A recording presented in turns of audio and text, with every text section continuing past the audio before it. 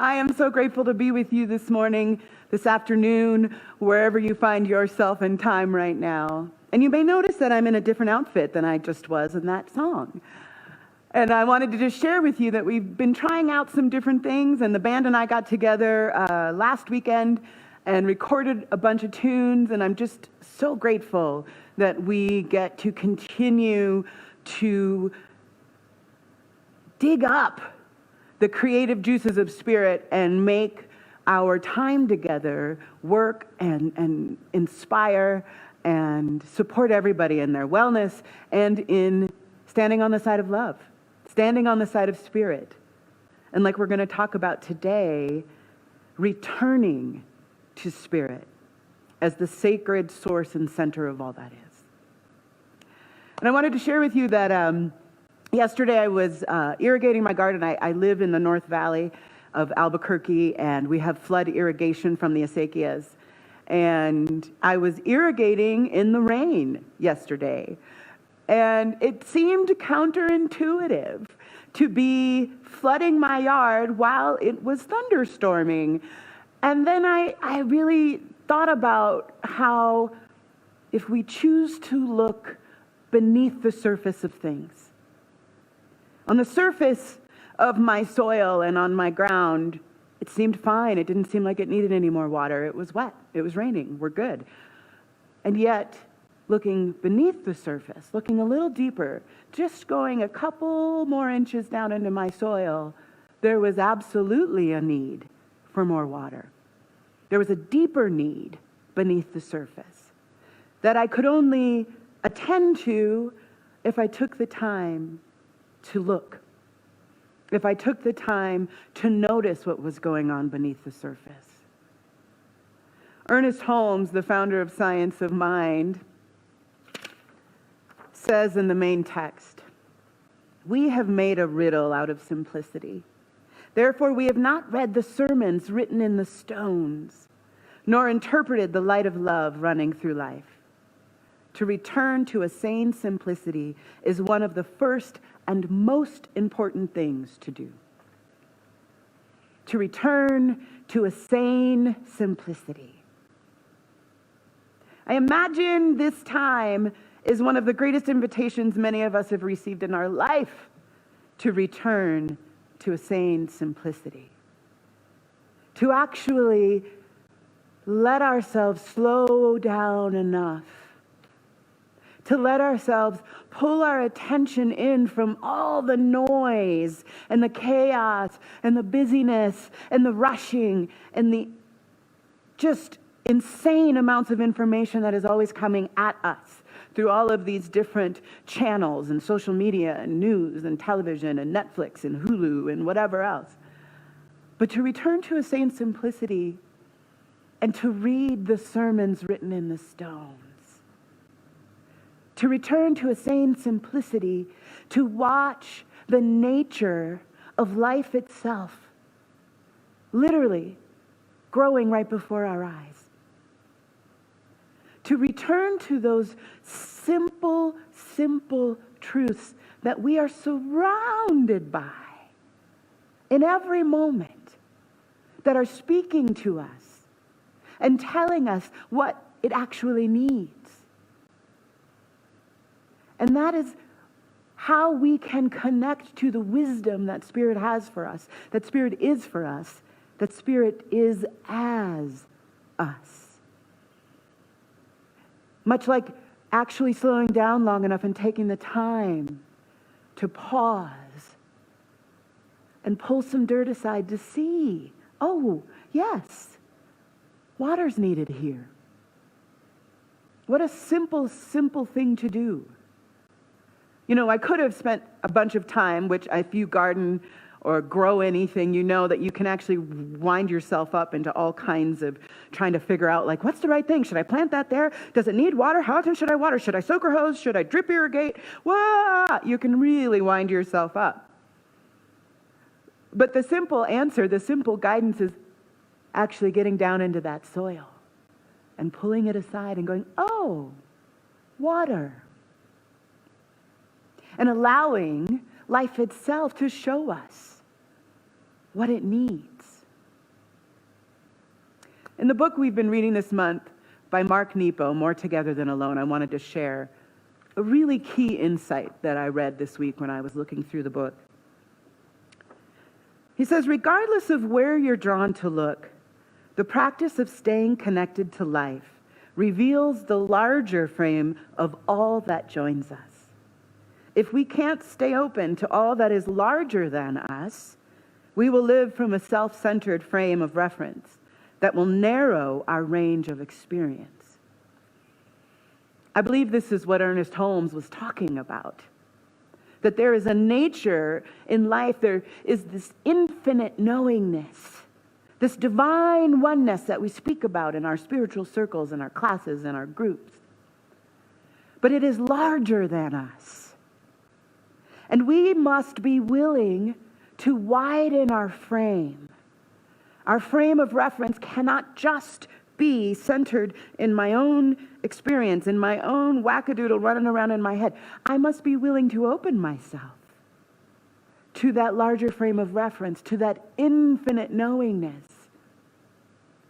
And where I choose to look, where I choose to give my attention, matters in how open I am to this larger frame of reference. It is as if going within, right, is not just about going within to my own experience. It's actually about going within in order to access what is greater and to find my place in it. So when you think about widening your frame of reference in your own life, I want you to think about a time where you were able to sort of step back or step up and begin to expand your understanding or be given some information from that greater infinite intelligence because you were able to get quiet enough and still enough and look beneath the surface of things to be guided to something greater, by something greater. I'm quite sure there's been a time in your life where you've had that experience. Sometimes we call those ahas, where you've had an aha, or you've understood something about the way you have been being in your life or in a relationship that is now needing to be different. And you understood that because you expanded your frame of reference. We say a lot that we want to practice compassion and empathy and experience being in somebody else's shoes. And actually how hard it is to try to stand in somebody else's shoes. But I actually think as a spiritual practice, as a position we can put ourselves in, that it's more about standing in the bigger shoes. It's more about stepping outside of my own position and my own perspective and getting into a different place so I can see something different, so that I can go into that greater knowing, that infinite intelligence that allows me to change my perspective. Mark Nepo went on to say in that part of the book, the larger our frame of reference, the richer our understanding of how we can live together. So the larger our frame of reference, the richer we can begin to understand how to live together. And I believe we are in a moment in time, right here on this planet, where we are being asked, figure it out. It is now time to know, in a way we haven't known before, how to live together. But it must begin with first going bigger. We've got to get out of what we think we know. We got to get out of the habits of rush, the habits of distraction, the habits of being sucked in to all this outside information so that we can step in to access that greater frame of reference. And it doesn't matter how you do that. But I'll share with you some possibilities of how you might do that. And the first possibility is beginning to get really present in every moment, and the next moment, and the next moment, and then that moment. Being present so that we can breathe into this very moment and allow it to open us out of our habit, to open us out of our assumptions, to shift us into another perspective, right? That's how mindfulness and practicing presence serves us. It is actually one of the greatest practices that I know of that allows us to shift out of small understandings or misunderstandings or a narrow viewpoint. And so when we practice mindfulness in every moment, when we bring ourselves present by simply taking a breath, I'm going to find myself here right where I am. And Mark Nepo said in the book, More Together Than Alone, where am I? Yes. He said that receiving each other freshly each time we meet, simple as it sounds, is an act of courage. And I want you to think about this for a moment, right? Because we are not interacting with each other in physical proximity the way that we once were. So I believe this actually makes it more possible for us to then be even more mindful in our interactions, but to receive each other freshly, which means when I walk into the grocery store, I'm not walking in with all of my assumptions. I'm not walking in with what I think I know about being in the grocery store. I'm not walking in with what I think I know about the cashier or the young person pushing carts. I'm going to walk in freshly, open, so that I can meet that person in the moment and interact with another living human being who is a divine expression. And it actually takes courage to walk in the world in this way. This is not how we've been walking. We like to stay in our little protective bubble of assumptions. We like to stay in our little protective bubble of labels and what we think we know about the other. And yet, it takes more courage to step outside of those, to step away from all that we think we know, and to meet each interaction freshly. This is what I believe begins to allow us to sort out how it is to live together. Because when I meet you freshly, in the moment, I'm open. I don't know what's about to come out of your mouth. I'm actually able to pay attention and look beneath the surface to what you're saying to me, and allow that to guide my choices and my behavior and my response. And it's simple. It's such a simple but courageous choice to put away what I think I know and to bring my full divine presence into each interaction. I believe this is exactly how we know how to begin to build this new world together. I believe it's actually one of the only ways we can. Because if we keep trying to do what we have always done, we will keep getting what we've always gotten. And I don't know about you, but I'm ready to stop getting what we've always gotten. I am ready for love to show itself in ways we have never seen on this planet, in this culture, in this society, in this country. I was watching some friends have conversation on social media this week and get into deep conversation about leaving the U.S. because they're fed up. They don't feel safe. They don't feel supported. They don't feel like their kids are safe, and they just want to roll. And I get it. I rolled. I lived in Europe for over 3 years. I get the desire to flee.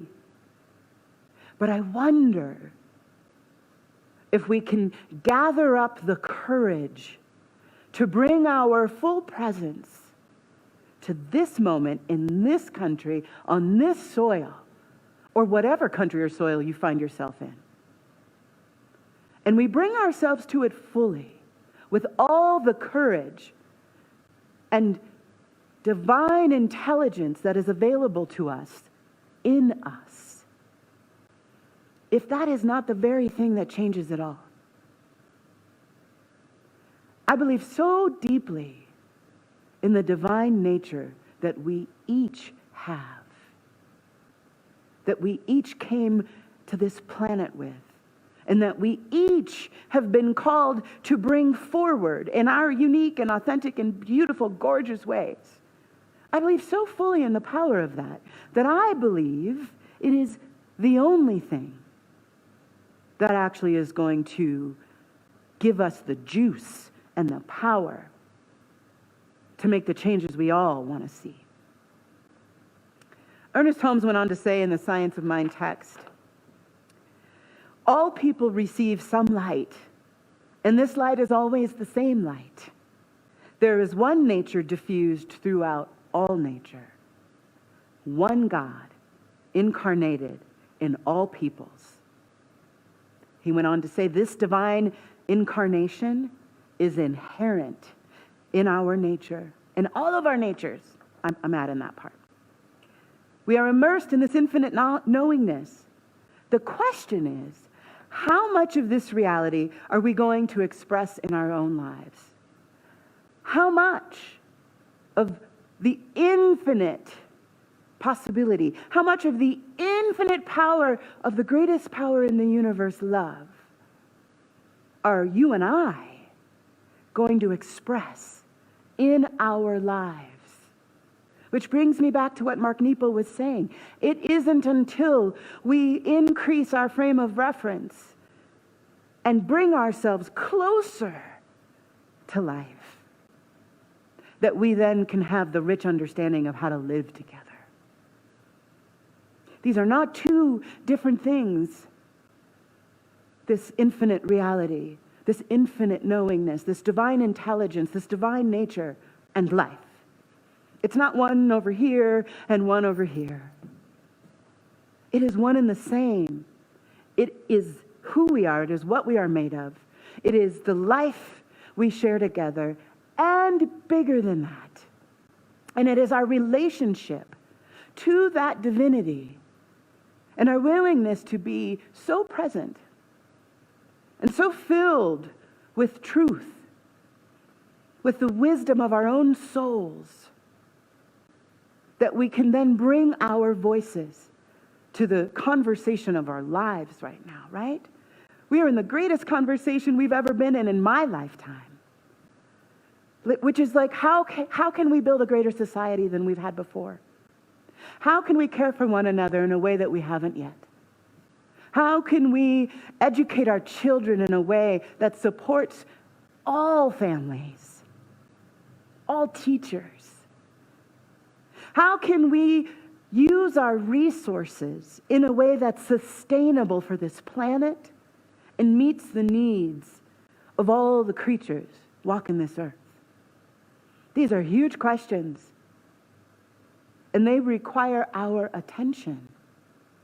They require our courage to bring ourselves to the table, to use our voices, our divine voices, because we all receive the same light, which means we all have this divine knowingness to share, to voice.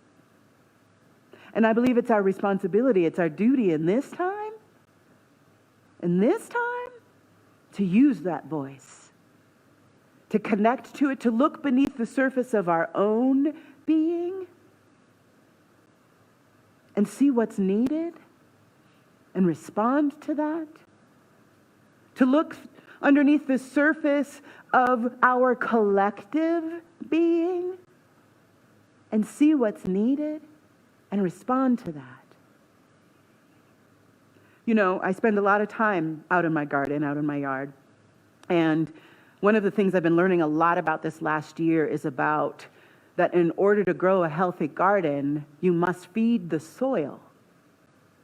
That the soil is actually what you feed. It's not the plants. Because it's a healthy soil that grows healthy plants.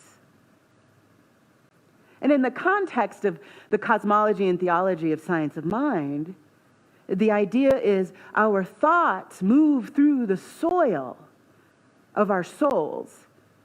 The soil, the law, as we like to call it, of spirit itself. And so when I think about that, I think about how important it is to have healthy soil so that we can grow the manifestation that it is we actually want to be growing. And so we must, on that individual level, we must go beneath the surface of our own soul and tend to the soil of our inner selves. Feeding our souls, feeding and making healthy the foundation of our inner being, so what we put out into the world can also be healthy. And there's a whole bunch of philosophers who have said for a long time that the only way we can grow healthy communities, healthy people, is by having healthy foundations in our societies and cultures.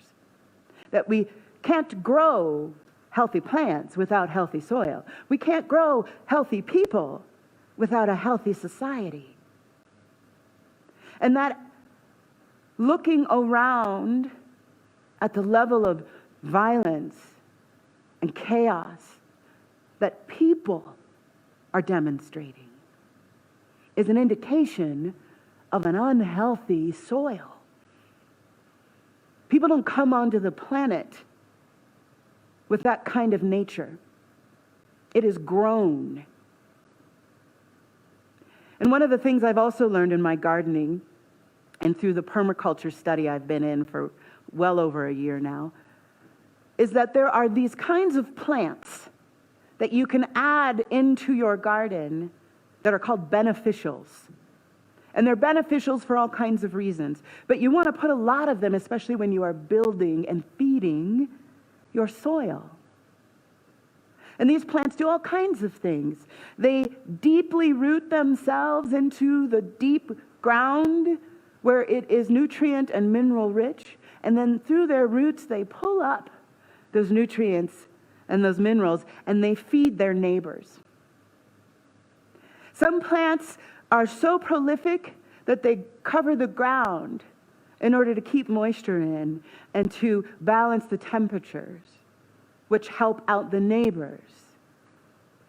And some plants grow so prolifically that they can be cut down often, and that their debris lays out on the soil and feeds the neighbors.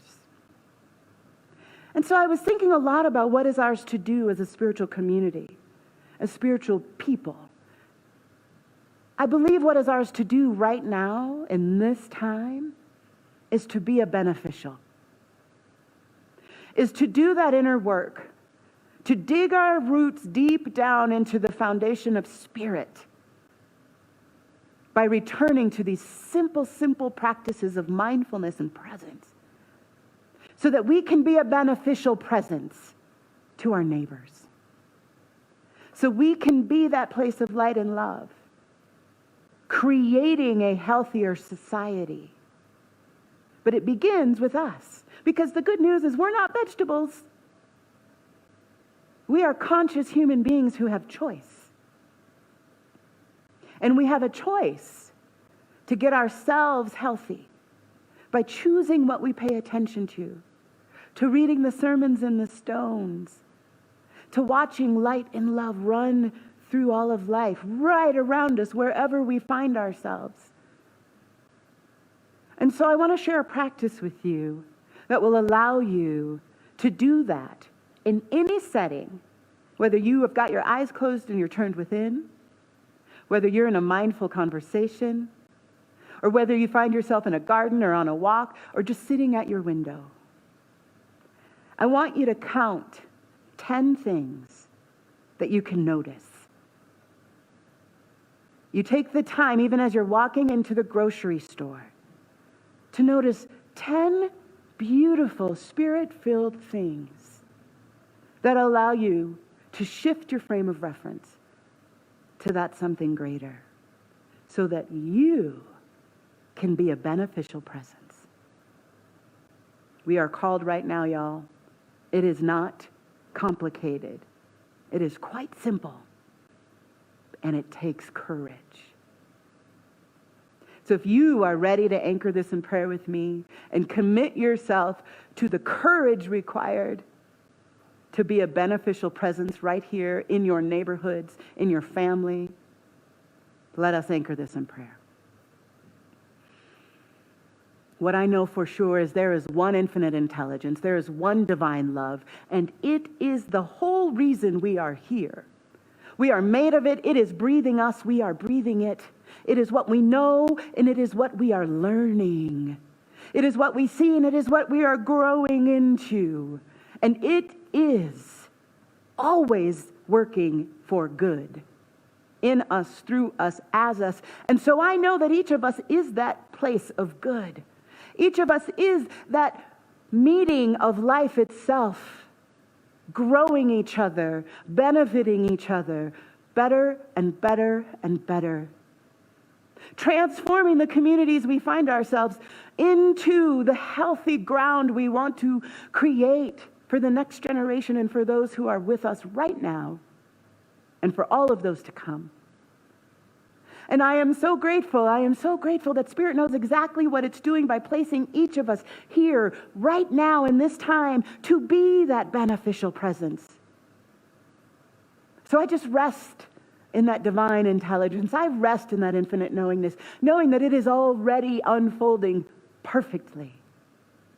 And I let it continue to do so, breath by breath, moment by moment, for good and greater good. I let it be, and together we say, and so it is.